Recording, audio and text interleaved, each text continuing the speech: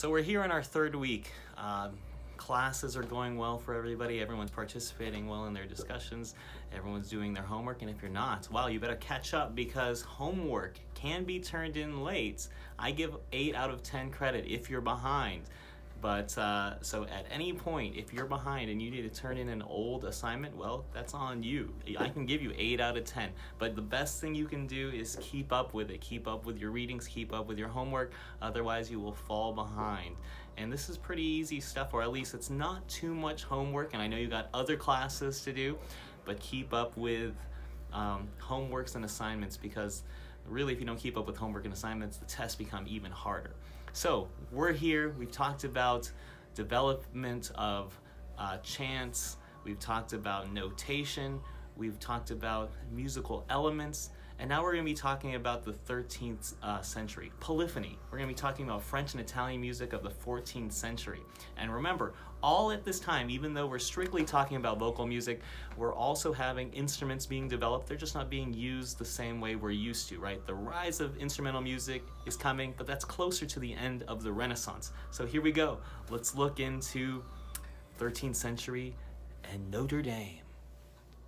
At this point, maybe some of us are familiar with the Notre Dame Cathedral in Paris. In 2019, this is a building that burned down. And I don't know if you were paying attention, but this burned down in Paris, and billionaires started sending money to save the art and the structure here. So the Cathedral of Notre Dame was built in Paris in the 12th century.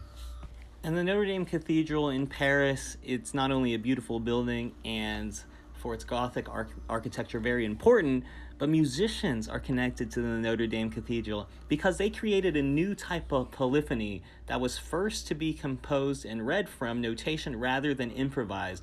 So when you look at the old chant music, you notice that, well, notes are written out there, but there's no real rhythms on those notes. So they're kind of improvising where things are falling. But now that notation is starting to be written down, basically a 1,000 years after notation comes in for chant, well, notation starts here. So first body of music that was written for more than 2 independent voices actually written down happens here at Notre Dame Cathedral. So the first things that happen at Notre Dame, or first, right? The things that happen first, rhythmic notation. So actually dividing music up, like when we did in our music elements class, having rhythms and applying those to notes, that first happens here at Notre Dame Cathedral. So you have something called ligatures, which are note groups. But now, if you're an instrumentalist and maybe you play clarinet or you play saxophone, you'll know a ligature is something that holds your reed attached to your instrument. But the old version of this, it's just note groups. And we knew some notes were going to be longs. So, of course, we have longs. And we have breves, some short notes. So we're going to listen to a little example of some of the music coming out here. And one of our most important people here is Perrotin.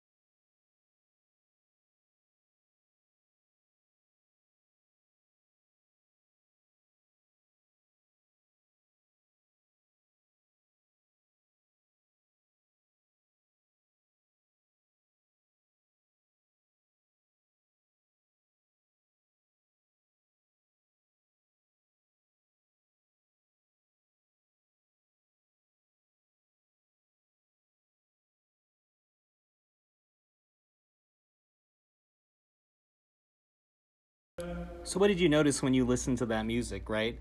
At times, everything's moving together, right? Everything's, you can say it's homorhythmic. It's moving in the same rhythm. You might have different notes. But then at times, it'll move into polyphonic music, and you'll have multiple rhythms, multiple melodies going on at the same time. So always be aware that that's such a huge part of music in the beginning. If you find out now, you rarely have polyphonic music.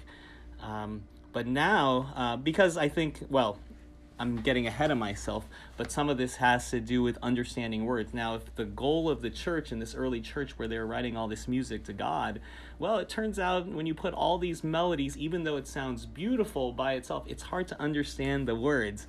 So, from this moment in time, polyphony is everything, and we start peeling back the polyphony because words are going to start to become just as important, and that's the thing you're trying to spread. So they might be more understanding if you pull back the polyphony and have one melody that stands out in front of everything.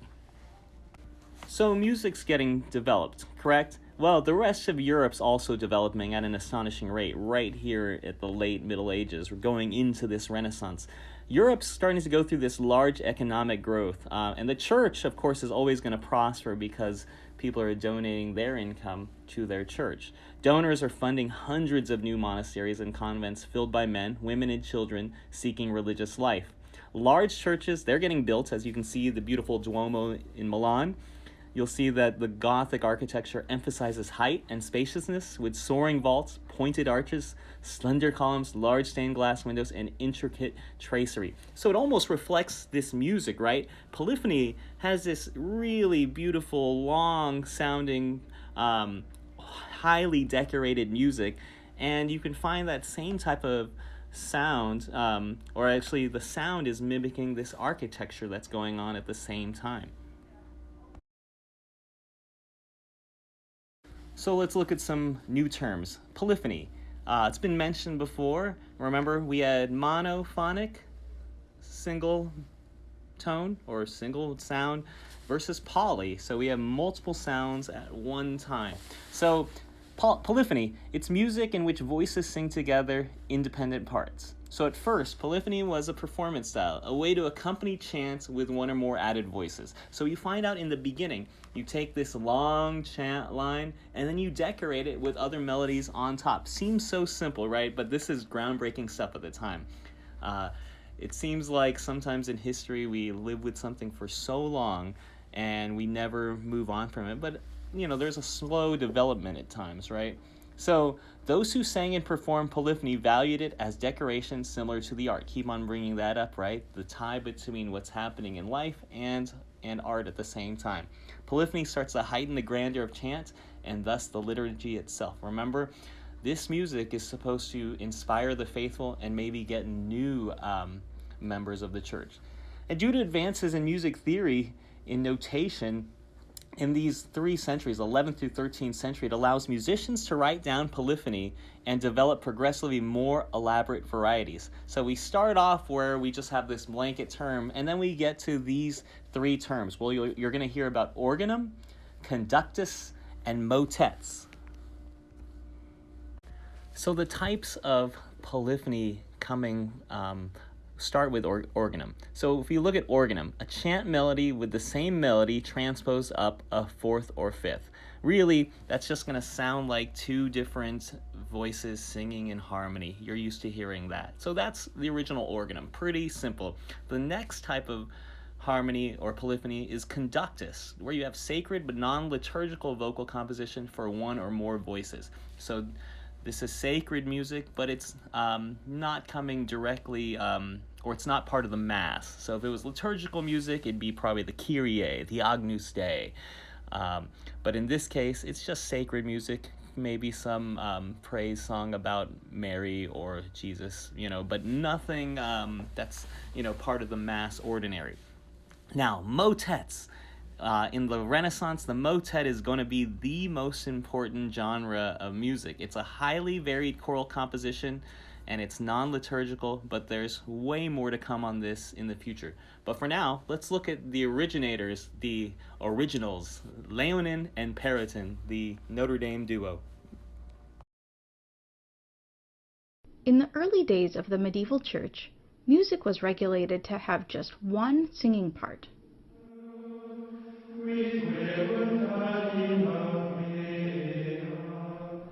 Eventually, singing the same thing as everyone else all the time became boring, and the church decided that maybe two singing parts wasn't so bad, as long as it stayed within reason.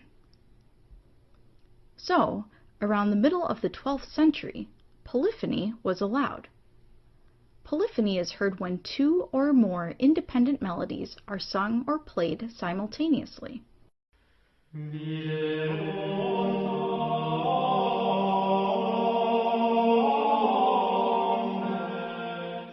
This makes sense, since poly means many and phony means to sound.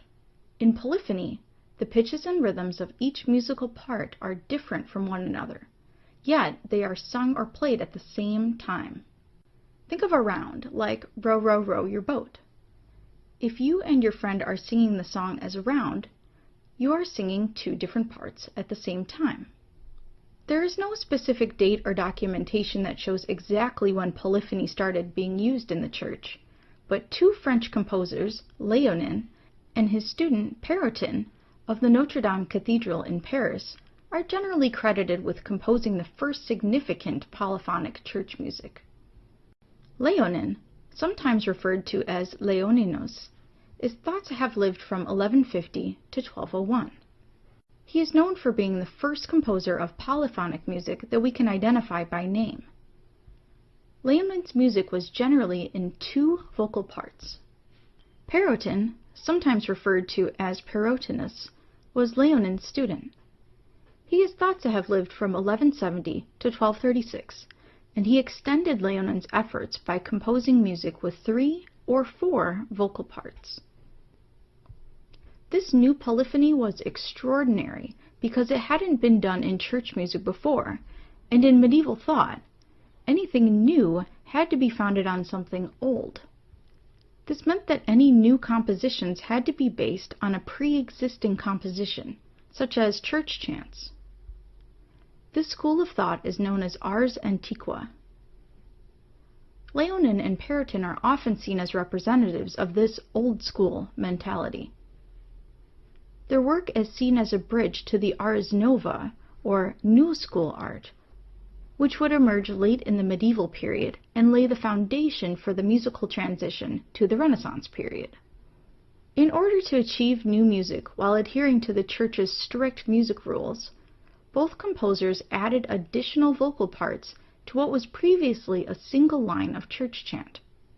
Oftentimes, the original chant was sung at an extremely slow pace, while a new, faster melody with more pitches was added at a higher pitch. This new type of multi-part chant was called organum.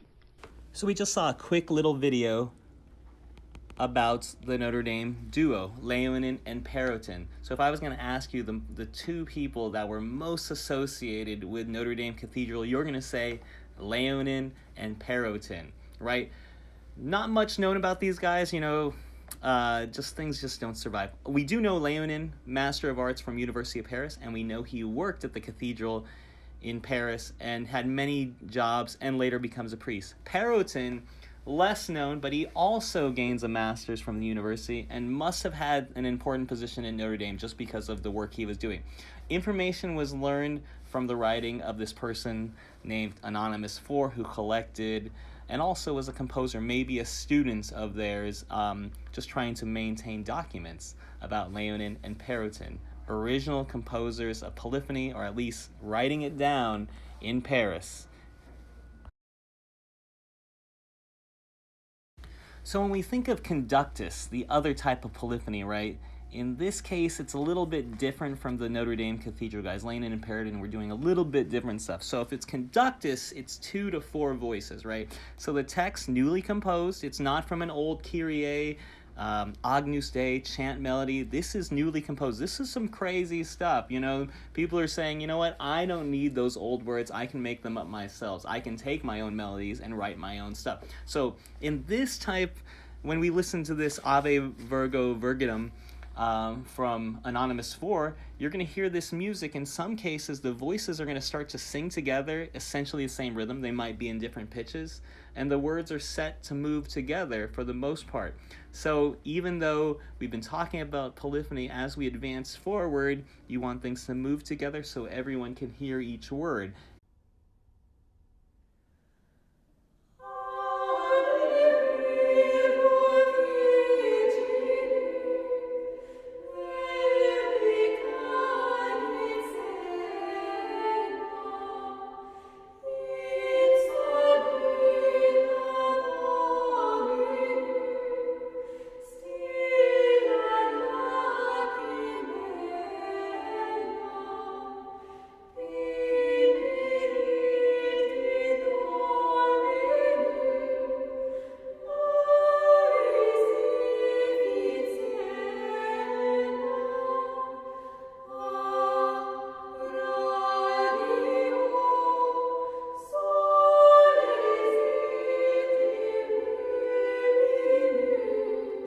All right, so this late Middle Ages, we start coming across polyphony in pieces or genre of motet. Margaret Bent said that a motet could be described as a piece of music in several parts with words, which was the definition from the late 13th century to the late 16th century. In the end, they never really got a good definition for this. Other theorists have said that the motet should not be celebrated among common people because they do not understand or enjoy hearing it. Only those who are educated can understand this art. So you wonder why people aren't listening to classical music, because you have people saying that this music is only intended for those who understand it. And when we find out, or what I believe in music, is that everybody can appreciate music. Now, there are deeper levels of it, but I think that everyone should enjoy it. Now, we're going to listen to this motet. You'll also get a chance, as you watch this clip, you'll see some visualizations. So you'll see how the multiple melodies are weaving together and the words are all over the place. But this one's a really beautiful motet here. So please enjoy and take a look at this varied choral composition, the motet.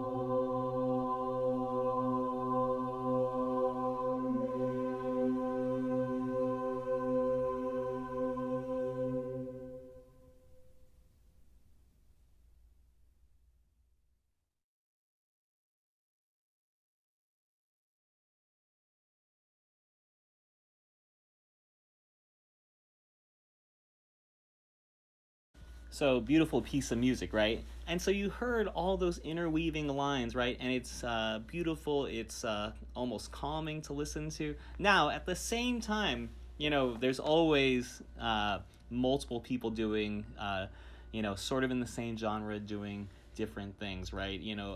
Even rock and roll has like as wide of a genre as heavy metal, glam metal, hard rock, and even when it started mixing with rap, and I'm just talking about like 1980s right into the 90s, right? So always a wide range inside one genre of music. So Guillaume de Machaut, in the late 14th century, he becomes one of the most famous composers of the motet, and he writes this piece called Mass of Notre Dame.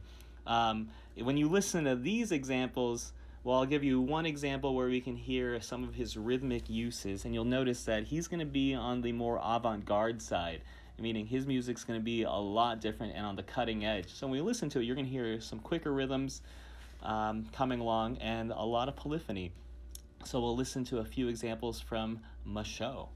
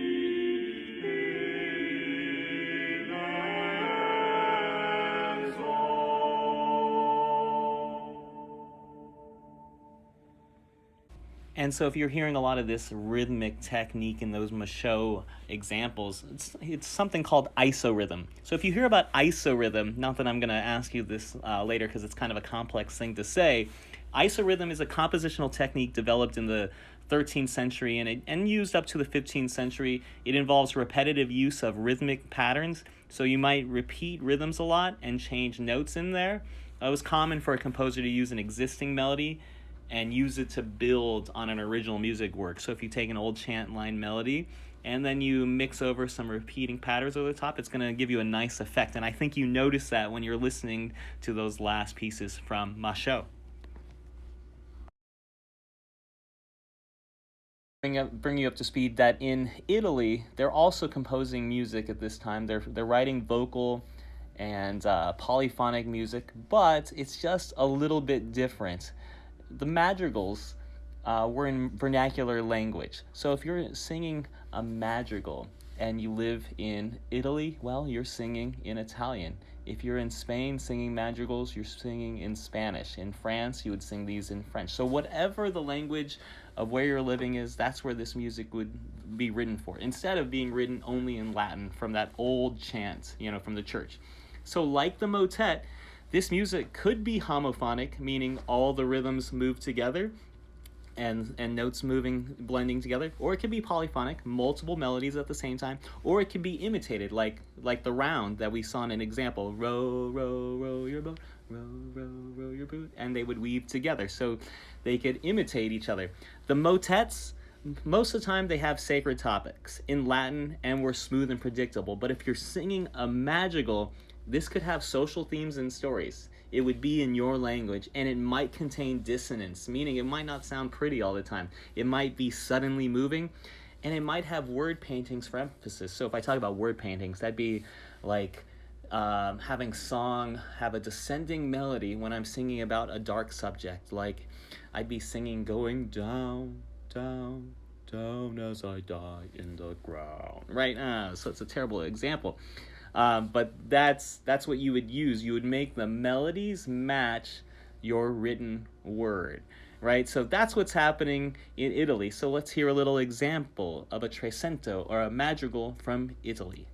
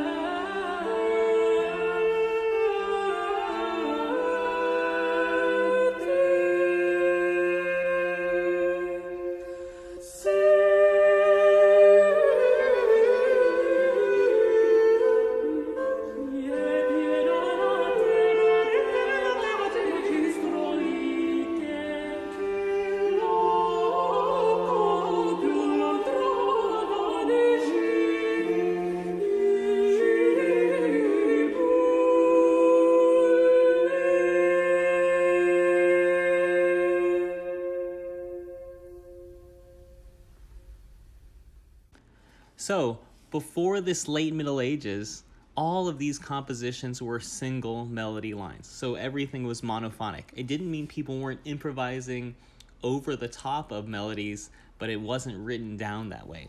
Later on, there's going to be rules for how you write this. Later in the classical Baroque era, they're going to come up with actual rules that composers are going to try to follow. And if you take any music theory courses, that's kind of what you're still learning today. So the invention of actual written notation, huge deal, as you can tell. If it wasn't a big deal already when we had monophonic chants being written, well, polyphony being written down is going to be also hugely important.